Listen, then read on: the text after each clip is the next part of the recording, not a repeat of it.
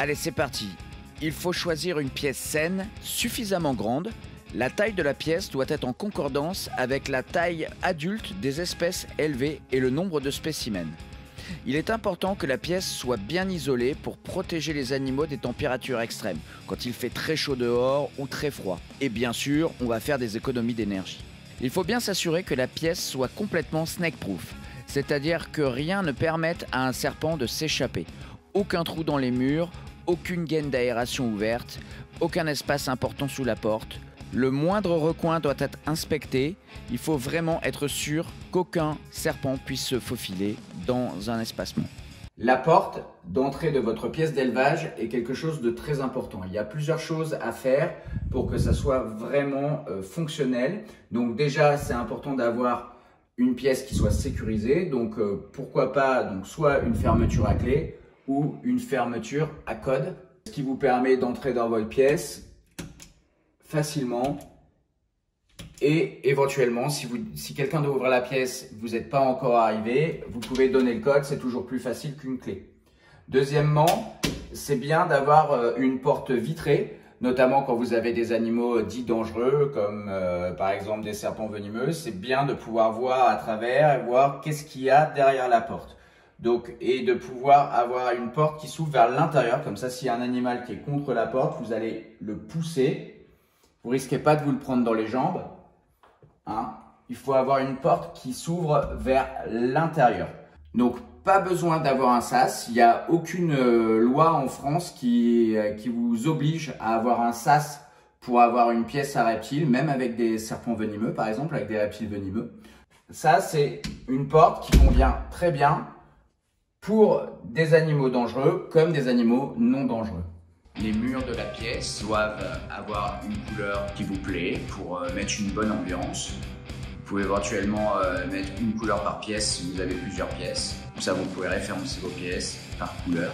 Et surtout, équipez vos murs avec des peintures lessivables et avec éventuellement un revêtement lessivable, comme par exemple de la fibre, ce qui permet éventuellement, si vous avez des salissures par projection sur les murs, de pouvoir les nettoyer. Un bon éclairage dans une pièce, c'est très important, à la fois pour stimuler les animaux, mais aussi pour votre bien-être quand vous êtes en train de les soigner.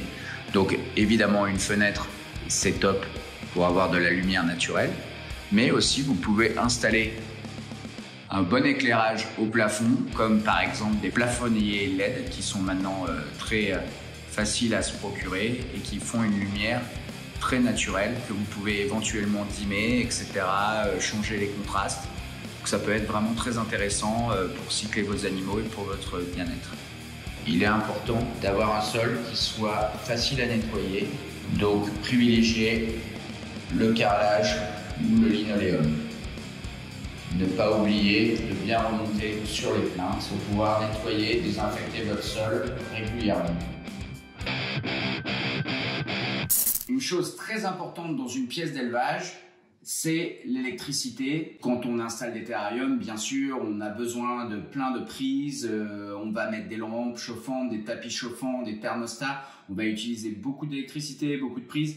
Donc, il faut faire les choses bien. Il faut toujours penser sécurité. Donc, je vous conseille vraiment de faire votre installation électrique par un professionnel. Et ce qui est très important, c'est d'avoir un tableau électrique qui soit vraiment aux normes et qui soit adapté à la puissance que vous utilisez dans vos pièces, avec des disjoncteurs en fonction de vos différentes sections dans la pièce, différentes batteries. Comme ça, c'est plus simple, c'est plus sûr. Effectivement, c'est un investissement, mais si vous voulez faire les choses bien, c'est vraiment indispensable. Pensez à des disjoncteurs, un bon tableau électrique, des blocs de prise de qualité, avec une installation aux normes, obligatoirement faite par un professionnel.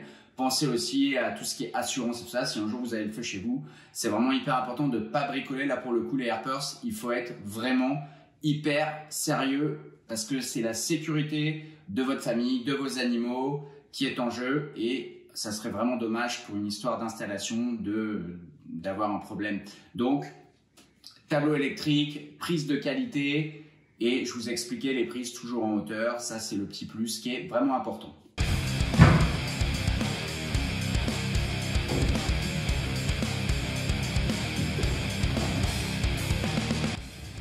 voilà, donc les passbox sont installées et grâce à la passbox, voilà, en 2 minutes, en quelques secondes, hop, j'enlève les portes et je transforme un terrarium de 1,50 m par 70 par 50 en terrarium de 3 m par 70 par 50.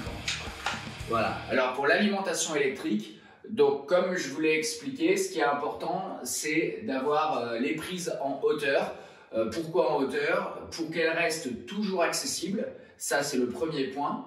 Deuxième point, les prises, quand elles sont derrière, si vous avez beaucoup de câblage en bas de vos batteries, si vous avez un animal qui s'échappe dans des terrariums, par exemple une grosse couleuvre, un boïdé de grosse taille, un gros serpent, il peut passer derrière les terrariums et tout vous arracher, faire tomber des porte-lampes et tout ça. Donc plus les fils vont être sur le hors de portée et sur le dessus, mieux ça va être. Donc là, les batteries, on va les électrifier donc par le haut. Et ce que je rajoute toujours, c'est donc des prolongateurs comme ça. Pourquoi? Parce qu'au lieu de brancher directement mes multiprises ou mon programmateur, mon timer directement à la prise, je vais me faciliter la vie en mettant un prolongateur qui va être posé sur le haut de ma batterie dans un emplacement technique. En fait, et ça va me permettre, quand je vais tirer sur ma batterie pour l'avancer, pour passer derrière, de ne pas arracher mes fils, puisque là, je vais avoir vraiment du mou. En fait, la vraie installation électrique aura lieu sur le dessus du terrarium. Et là, en fait, ça permet en fait de suivre la batterie, de suivre le terrarium. Donc ça, c'est une petite astuce qui est vraiment, que j'ai développée avec le temps, mais qui est vraiment cool, parce que quand vous devez bouger votre batterie, au moins comme ça, vous savez qu'il n'y a rien qui va tomber, il n'y a rien qui va s'arracher, parce que c'est prévu pour être écarté du mur, tout en étant alimenté. Par exemple, si je veux programmer ces prises-là pour mes lampes chauffantes, par exemple, je vais sur mon prolongateur, je vais rajouter donc mon timer. Ça va s'allumer à l'heure que je veux le matin et s'éteindre à l'heure que je veux le soir, ou n'importe quand dans la journée, en fonction de mes programmes, en fonction de ce que j'ai envie de faire au niveau du chauffage des animaux ou du cycle de lumière, puisque c'est la même chose pour allumer les éclairages. Je branche ma multiprise qui est destinée donc soit aux lampes chauffantes, soit aux éclairages. Donc je prends une multiprise qui a le nombre de prises requises par rapport au nombre nécessaire de prises. Alors une petite astuce, c'est prenez toujours le nombre de prises exact. Ne laissez pas de prises en plus, il peut y avoir de la poussière et tout ça. Bon, évitons au maximum d'avoir des choses qui servent à rien dans une pièce d'élevage. Et l'autre conseil que je vous donne et qui est vraiment important, ne lésinez pas quand vous achetez du câble et des multiprises. Prenez du matériel de qualité. Donc là, sans vouloir, je ne suis pas sponsorisé, mais c'est la marque Legrand par exemple. Prenez des marques françaises, des multiprises qui sont vraiment aux normes, parce que c'est hyper important. Ok, elles sont peut-être un petit peu plus chères, mais au moins vous avez quelque chose qui est absolument fiable. Et vous savez, dans une pièce d'élevage, voilà, il fait chaud, il y a beaucoup d'électricité et tout ça. Il faut toujours être dans le maximum de sécurité. Donc investissez un petit peu plus d'argent et prenez de la qualité. Donc ensuite, au final, je branche ma multiprise sur le timer. Donc ça y est, ma batterie de AirTech est installée. Donc j'ai placé mes AirTech sur mon support à roulettes. Donc ce qui me permet de le décaler du mur pour pouvoir avoir accès aux emplacements de chauffage, éclairage. Donc tout se passe par l'arrière sur ce type de terrarium. Et c'est vraiment pratique de les mettre sur des roulettes. Donc je les ai bien sûr séparés de panneaux isolants.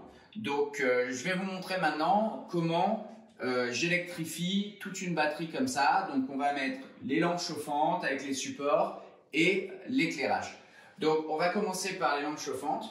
Donc là, ce que je vais utiliser dans cette pièce d'élevage, c'est du chauffage par lampe. Je vais utiliser des lampes halogènes. Donc j'aime beaucoup ce type de lampe parce que ça permet d'avoir de la lumière supplémentaire. L'halogène, par rapport à d'autres lampes chauffantes, va à puissance égale, va chauffer beaucoup plus. C'est-à-dire que pour une 50 watts halogène, contre une 50 watts lampe chauffante à filament, par exemple, l'halogène va chauffer beaucoup plus. Donc là, en fait, je vais utiliser deux types de lampes par cage. C'est-à-dire, au lieu de mettre une grosse lampe chauffante, comme les serpents qui vont être dans ces terrariums, donc les pitons de Bolène, les Boeleni, sont des gros serpents, je vais leur faire une surface de chauffe assez étendue. Et pour pas que ça soit concentré en un seul point, ce qui peut parfois être trop dur à supporter pour l'animal, trop concentré et qui peut créer éventuellement des brûlures s'il s'expose énormément, je vais plutôt mettre deux lampes de wattage un peu plus faible, on va dire exposées et séparées l'une de l'autre, comme ça, ce qui va permettre de faire une plus grande surface de chauffe, mais moins violente. Donc là, je vais donc visser mes spots halogènes dans mon porte-lampe. Donc j'ai mis un 35 watts et un 20 watts, donc ça me fait 55 watts au total. Donc en fait, je vais venir installer le spot tout au fond de l'emplacement pour les lampes. Donc c'est vraiment intéressant là sur les Herbtech parce que le porte-lampe va vraiment en profondeur dans le terrarium. Et ça c'est intéressant parce que le terrarium fait 70 de profondeur et on peut avancer la lampe quasiment à la moitié, ce qui permet à l'animal d'avoir vraiment une grande surface de chauffe. Et donc je vais rajouter mon deuxième porte-lampe, cette fois-ci avec donc la lampe 20 watts, derrière comme ceci. Vraiment à l'arrière du terrarium, comme ça, on le verra tout à l'heure quand ça sera mis en place et que ça sera tout électrifié. Au niveau de la surface de chauffe, c'est vraiment sympa et ça me permet de pouvoir choisir la taille du point chaud et aussi la température, puisque en fonction des saisons, je peux utiliser des lampes à plus faible wattage ou à plus fort wattage en fonction de ce que je veux. Mais en général, j'utilise des lampes pour rester aux alentours entre 30 et 32, 35 maximum. Donc quand vous installez les lampes, faites bien attention à prenez du matériel de qualité et faites bien attention à toujours bien écarter vos fils des douilles, les douilles en céramique. Donc cette partie, elle est faite pour résister à la chaleur, mais par contre, elle est très chaude, hein. Donc elle peut devenir très chaude. Donc c'est pour ça qu'il faut faire attention de ne pas faire coller vos fils chauffants directement sur la douille, hein. Toujours bien orienter les câbles pour que ça arrive vraiment bien vers l'arrière. Voilà, donc j'ai deux lampes chauffantes par terrarium. Donc il me faudra une multiprise de 6 qui va être branchée à un programmateur pour alimenter et programmer ce chauffage. On va passer à l'éclairage. Donc pour éclairer mes batteries, j'ai choisi d'utiliser les barres LED de chez Arcadia, les Jungle Dawn en 22 watts. Donc elles font une lumière incroyable, 6200 Kelvin en température de lumière, donc une lumière très blanche, très naturelle. Et j'ai remarqué que ça stimulait beaucoup les serpents. Depuis que j'élève des Boeleni, j'ai commencé à utiliser des LED. Vraiment, ça donne de super résultats. C'est des animaux qui sont des purs thermorégulateurs. Ils sont vraiment attirés par la lumière parce que pour eux, lumière égale chaleur. Bien sûr, dans la nature, il n'y a pas de lumière sans chaleur puisque c'est toujours les rayons du soleil qui la produisent. Donc, j'ai choisi ces LED. Déjà parce que la qualité de la lumière est excellente. Ensuite, les LED, quand elles sont de qualité comme ça dure très longtemps. C'est du matériel qui peut durer une dizaine d'années sans problème. On le change très peu souvent. Ensuite, l'avantage des LED, vous le savez, vous en avez peut-être chez vous, c'est que ça consomme très peu d'électricité. Donc là, c'est des 22 watts. Donc à l'époque, pour avoir une belle lumière comme ça, il fallait des fois des lampes de 250 watts. Donc là, c'est du 22 watts. Et l'autre avantage de ces LED, je vais vous montrer tout de suite, c'est qu'elles peuvent se linker. Donc là, nous avons le cordon d'alimentation qui me permet d'envoyer de l'électricité pour brancher ma petite rampe avec mon réflecteur.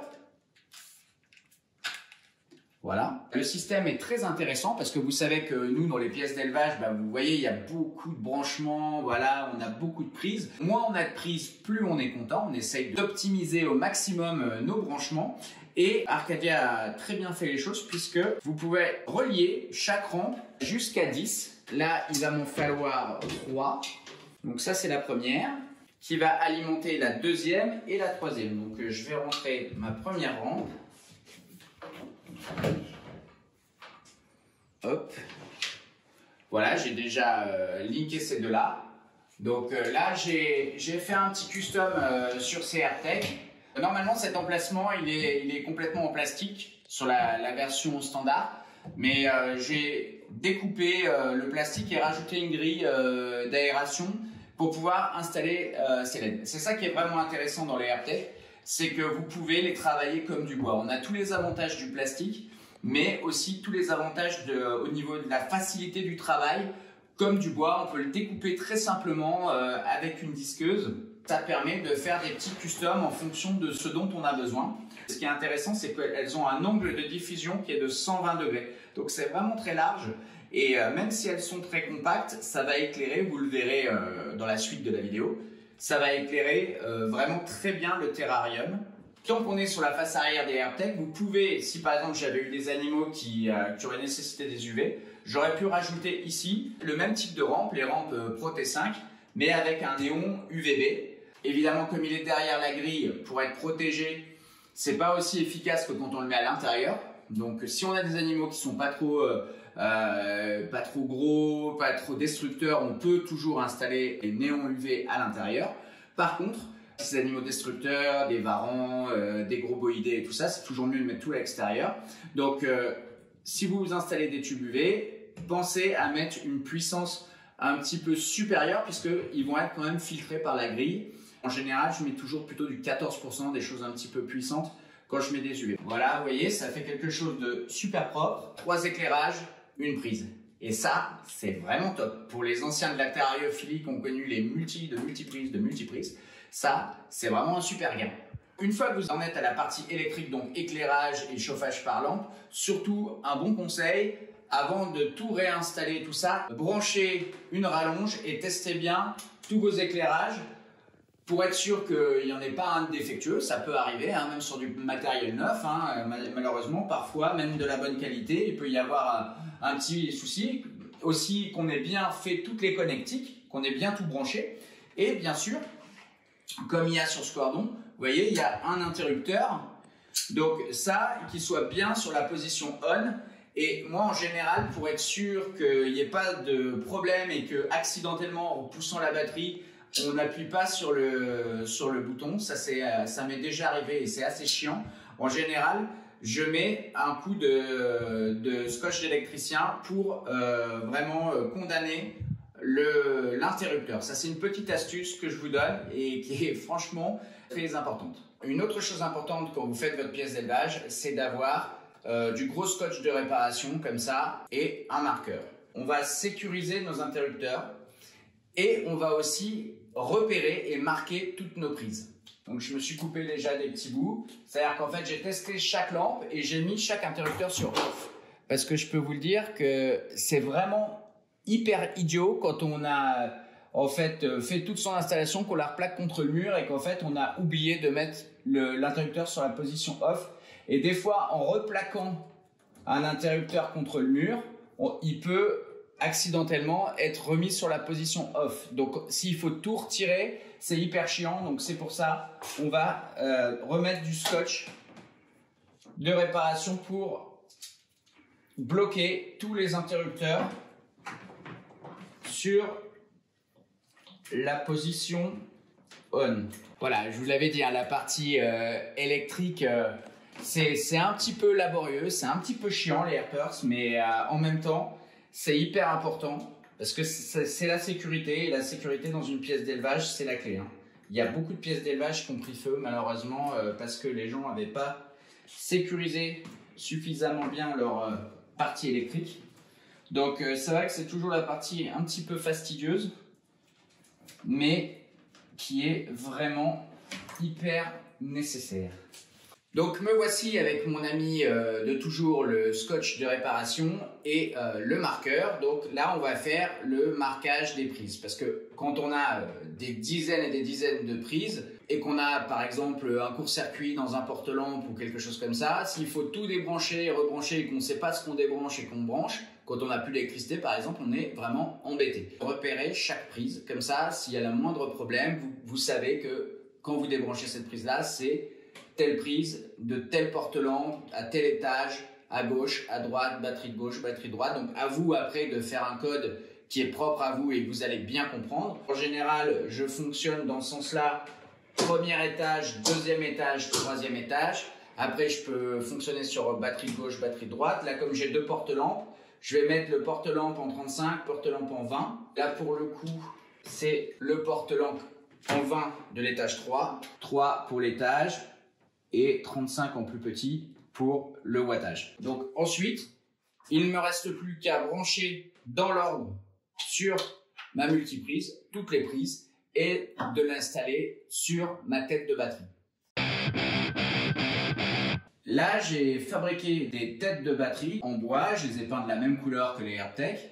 Donc ces têtes de batterie, en fait, me permettent de ranger tous mes câbles et mes multiprises. C'est vraiment pas très sympa dans une pièce d'élevage quand on a plein de câbles partout et qui traînent. Donc comme je vous l'ai dit, tout est situé sur la tête de batterie, ce qui permet de pouvoir tirer sa batterie pour aller travailler derrière, par exemple, sans arracher rien du tout. Et tout est concentré dans les têtes de batterie, donc c'est beaucoup plus sécuritaire et surtout c'est beaucoup plus joli à la fin, puisqu'on voit aucun fil, on voit rien, tout est caché. Vous voyez, j'ai quand même l'espace pour aller, si j'ai besoin de trafiquer quelque chose, éteindre la lumière ou l'allumer, régler mon programmateur qui est là. Grâce à mes prolongateurs, il est vraiment à portée de main, il n'est pas au fin fond ou tout derrière, tout en bas de la batterie. À force de faire des erreurs, avec l'expérience, on arrive à trouver des choses qui nous facilitent la vie et qui rendent les installations plus sympas et surtout plus sûres. Allez, c'est parti, il va falloir électrifier tout ça, les AirPers. Faut du courage, mais après ça va être nickel. Donc vous voyez, le fait d'avoir des prolongateurs et d'avoir des structures sur le dessus qui permettent de ranger bien toutes les multiprises, etc. Ça permet de pouvoir avoir quelque chose de propre qu'on peut pousser même sur des grandes distances de batterie d'élevage, de batterie de terrarium. Donc ça, c'est vraiment ce qu'on fait dans les installations professionnelles. Donc je vous invite à le faire chez vous. C'est parti pour le branchement de folie. Prévoyez du temps quand vous faites ça parce qu'on dirait pas, on a l'impression que c'est presque fini quand on voit toutes les batteries installées comme ça, mais en fait, brancher toute l'électricité, c'est ce qui prend vraiment un max de temps et qui est un peu chiant et il faut le faire vraiment bien. C'est ce qui va éviter beaucoup d'accidents, de départ de feu, d'accidents avec des bêtes qui seraient éventuellement échappées, pas de sac de nœuds, de fils, etc. On en a tous fait, mais il ne faut pas le faire. Et pensez à l'utilisation au quotidien de vos batteries. Et voilà les AirPers, ça y est, on a bien bossé. C'était long de tout électrifier, de bien gérer tous nos câbles, de bien nommer toutes nos prises, etc. Mais voilà, le résultat est là. Ça y est, que la lumière soit. Donc tout est éclairé, lampe chauffante, voilà. Vous voyez, le résultat est vraiment super. Aucun fil à l'horizon, une belle lumière par les LED, lampe chauffante. On est prêt pour mettre le substrat et les vitres, etc. Et ensuite, on passera au contrôle de température. Allez, ça y est, c'est parti. Maintenant, on va mettre du substrat dans les terrariums. Donc, pour cette pièce d'élevage où j'élève plutôt des pitons tropicaux, je vais utiliser de l'éclat de coco. C'est un substrat qui est vraiment super intéressant. Je l'utilise pour quasiment tous mes serpents maintenant. Donc, en fait, c'est de la noix de coco, la coque de la noix de coco broyée. Donc, l'avantage de ce substrat, bon, déjà, moi, j'aime bien l'aspect. Ça fait assez tropical, c'est vraiment cool. Mais surtout, les gros avantages, c'est qu'il est vraiment résistant à l'humidité, c'est-à-dire qu'il peut être complètement détrempé, il va jamais moisir ou pourrir parce que c'est un pH super acide. Et l'autre particularité, ce qui est aussi très intéressant, c'est qu'il est vraiment absorbant. Quand un animal va uriner, en fait, ça fait comme des centaines de petites éponges et ça va absorber l'urine et je trouve que ça absorbe vraiment fort les odeurs. Parce que j'ai eu des grands terrariums comme ça dans mon salon pendant longtemps et avec des gros animaux qui urinaient pas mal, des gros pitons. Et en fait, il y avait une très faible odeur au niveau des urines, alors que vraiment, si on met du papier journal ou des choses comme ça, on a une forte odeur. Hein, et les boïdés, ça urine beaucoup. Enfin, les gros boïdés, en tout cas, font des grosses quantités d'urine. Donc voilà, on va disposer ce substrat. Alors, avec un sac comme ça de 200 litres, je peux remplir 4 AirTech de 150 par 70 comme ça, donc environ quoi. Donc je vais répartir le substrat. Alors l'idée c'est de ne pas mettre une couche ni trop fine, ni trop épaisse. En centimètres, je sais pas trop parce que je fais ça un peu à l'œil, mais je dirais qu'il y a à peu près 3 cm de substrat.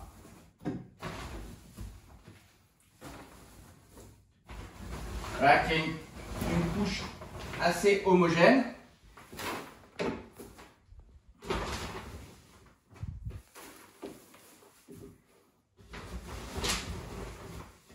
Ça y est, j'ai installé tout le substrat. Donc, comme à chaque fois, je vais maintenant ensemencer le substrat avec du Taurus. Parce que, comme tous les éleveurs de boïdés, depuis des millions d'années, je suis embêté avec les acariens des serpents, donc Ophionisus natricis. Ça, c'est un parasite externe qui est très connu des éleveurs de boïdés. On a galéré pendant des années avec ça et enfin est arrivé Damien Morel, dit le dieu Taurus, et qui a inventé ce produit qui est bio. Donc c'est un acarien qui mange les acariens du serpent. Donc c'est tout simple, le principe est simple. Les acariens du serpent, quand ils envahissent un terrarium, ils n'ont pas de prédateurs. Donc là, on va rajouter des prédateurs, comme ça, si jamais il y a un départ d'acariens, parce que ça peut toujours arriver, on peut en ramener sur nos vêtements, quelqu'un qui en a chez lui peut en ramener dans votre pièce. Donc, systématiquement, à chaque fois que je change mon substrat, à chaque fois que je nettoie mes terrariums, je réensemence avec du Taurus. Certes, c'est un petit coût supplémentaire, mais je peux vous dire que quand une pièce comme ça, elle est infestée d'acariens, c'est vraiment la galère. Et surtout quand vous avez des boïdés, c'est leur proie de prédilection et c'est vraiment l'enfer après pour s'en débarrasser. À l'époque, avec les produits chimiques, c'était dangereux pour nous, c'était dangereux pour les serpents, on a perdu les serpents, ça marchait pas bien. Là, le Taurus, ce qui est excellent, c'est qu'il va tuer l'acarien adulte, il va tuer la larve d'acarien et il va aussi manger les œufs d'acarien. Donc vraiment, quand on en met régulièrement, on n'a plus de grosses invasions d'acariens et il faut le faire régulièrement. Sauf si vous avez très peu de passages et que vous n'êtes pas embêté avec les acariens. Mais c'est vrai que quand on a beaucoup de boïdés, c'est quand même assez rare. Donc voilà, systématiquement, j'en mets dans le substrat et ça marche beaucoup mieux quand on en met dans du substrat. Alors ça se présente comme ça. Donc vous ne les verrez pas. Alors vous voyez, il y a des dizaines de petits points ici. Je ne sais pas si vous arrivez à les voir à l'image. Vous voyez ces petits points? Concentrez-vous, ils vont se mettre à bouger. Freak out, freak out. Voilà, c'est Pink Floydien comme truc. Et en fait, donc ça c'est du substrat dans lequel ils vivent. Et en fait, je vais me servir de ce gobelet comme dose. Et je vais ensemencer tout le substrat. Alors, ce qui est important, c'est de ne pas faire de paquet. Donc, je vais d'abord en mettre... En général, j'en mets entre 2 à 3 gobelets, ça dépend. Si c'est du préventif ou du curatif. Donc, si c'est avant... Donc voilà, on en met un peu partout et ensuite avec la main, voilà, on va mélanger le substrat avec le Taurus. Il ne faut pas laisser de paquet comme ça parce que le substrat dans lequel est le Taurus, lui, peut moisir un petit peu s'il n'est pas bien mélangé dans le substrat. Alors, c'est comme les acariens du serpent. Les acariens du serpent se développent énormément dans le substrat. C'est pour ça que des fois, les éleveurs, moi à l'époque aussi, décider de ne plus mettre de substrat, de mettre du papier. Mais là, vu qu'on a cette petite merveille, le Taurus, on va le mettre dans le substrat. On peut enfin réutiliser du substrat, ce qui est carrément plus cool pour absorber les excréments et pour l'entretien au quotidien. Et même pour les animaux, hein, c'est quand même beaucoup plus confortable le substrat que le papier. Donc, les acariens les bons acariens, les Taurus, vont se développer très facilement dans ce substrat. Les œufs, leurs œufs vont éclore plus facilement, etc.